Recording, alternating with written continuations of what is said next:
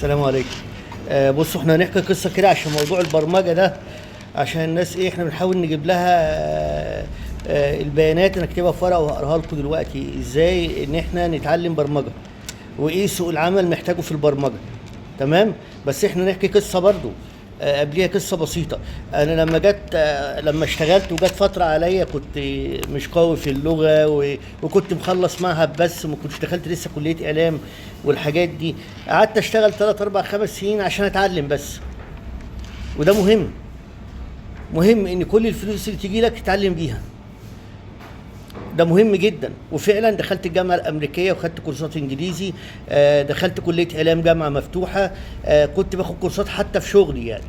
فدي مهمه عشان لما هاجي اقول الاسعار والكورسات اللي موجوده والدنيا ماشيه زي ما تقولش وانا هدفع، لا ادفع، اشتغل وخد كورسات بيها، اشتغل وتعلم بالفلوس اللي انت تشتغل بيها، لان الفلوس دي هتتطور. لو انت هتصرف 10 هتلاقيهم بعد كده يقول لك 100.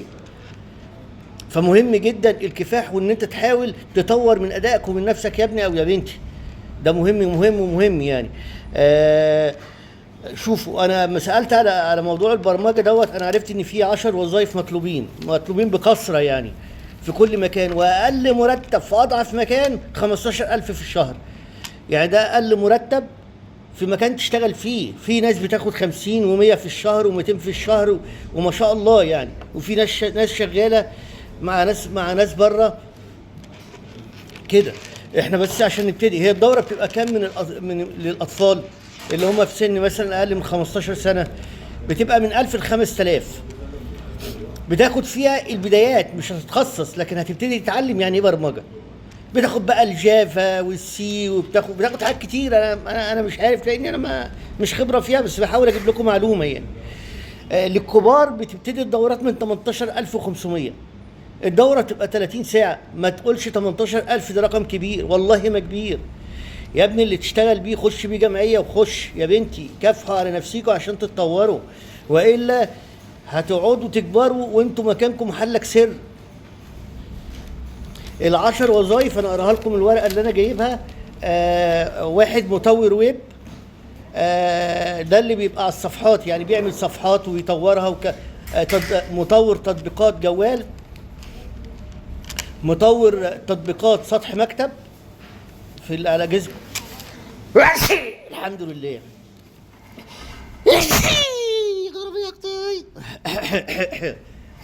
الحمد لله. انتوا عارفين انا اللي بصور فما بقطعش اي حاجه يعني، انتوا مشاركيني في كل حاجه يعني. الحمد لله. مش عارف بيقول لك سرعه العطسه مش عارف 90 كيلو ولا 100 كيلو ولا 200 كيلو، انا مش عارف يعني. ممكن من رحمه ربنا ان احنا لما بنعطس بنقفل عينينا، والا كانت العين خرجت من سرعه العطسه.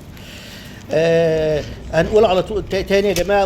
مطور ويب، تطبيقات جوال، تطبيقات سطح مكتب، تطوير مبرمج العاب، مسؤول قاعده بيانات ومحلل بيانات، وخبير امن معلومات، وخبير ذكاء صناعي، ومدرس برمجه، ومهندس تطوير.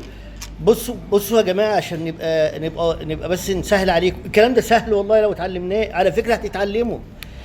انت كنت تعرف تمسك موبايل؟ ما كنتش تعرف، لكن اتعلمت البرامج اللي فيه وتعلمت ايه فايدتها وازاي نعمل وازاي نظبط. فسهل يعني. انتوا عشان ما تصعبوش الامور عليكم، اشتغل وخش جمعيات على سن احنا مش هيبقى معانا مثلا ال 30، لان في كورسات بعد كده بقى متخصصه هتخشها ب 30 و 40 الف. بس صدقني احسن ما تسافر بره والله. اللي بيدفع 200 جنيه عشان يعدي في مركبه وممكن يغرق عشان يروح بلد تهريب، لا انا بقول لك ادفع 100,000 جنيه وانت في بلدك معزز مكرم، وهتقبض احسن ما هتقبض في الدول الاوروبيه. هتعمل فلوس احسن من بره والله العظيم. انا اعرف ناس ناجحه جدا. وخلي بالك مش لازم تبقى خريج نظم ومعلومات وحاسبات آلية والكلام ده، لا.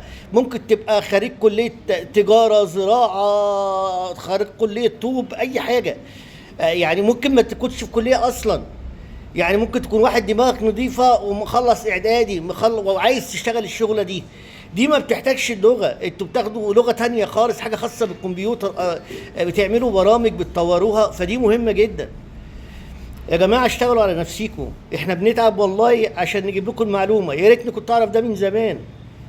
ومش بعيد الواحد يخش الكلام ده ويتعلم. ايه المشكله يعني؟ كبرت، ايه المشكله؟ ولادنا وبناتنا اللي عايزين يمشوا في الموضوع ده يشتغلوا وهم صغيرين ويعملوا جمعيات ويخشوا يتعلموا بيها.